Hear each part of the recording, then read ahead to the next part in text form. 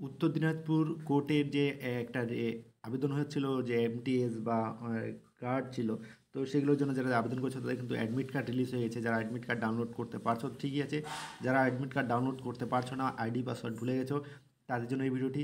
তোমরা আমাদের এই যে লিঙ্ক দেওয়া আছে, এই লিঙ্কে দিয়ে দেবো আমি ডিসক্রিপশনে, এখান থেকে তোমরা যাবে, লিঙ্কে ক্লিক করার পরে তোমরা কিন্তু এখান থেকে হচ্ছে চলে আসবে অনলাইন পোর্টাল লগ ইন। এই অনলাইন পোর্টাল লগ ইনে তোমরা ক্লিক করবে, এখানে ক্লিক করবে, তোমাদের যাদের আইডি পাসওয়ার্ড আছে তারা তো আইডি পাসওয়ার্ড দিয়ে এখানে ডাউনলোড করতে পারবে। যাদের আইডি পাসওয়ার্ড ভুলে গেছো তারা কিন্তু এখান থেকে রিসেট পাসওয়ার্ড করবে। রিসেট পাসওয়ার্ড করে এখানে তোমরা হচ্ছে মোবাইল নাম্বার, তোমাদের মোবাইল নাম্বার যেটা, সেই মোবাইল নাম্বার দিয়ে দেবে এবং ওটিপি আসবে, একটা ওটিপি ভেরিফাই করবে।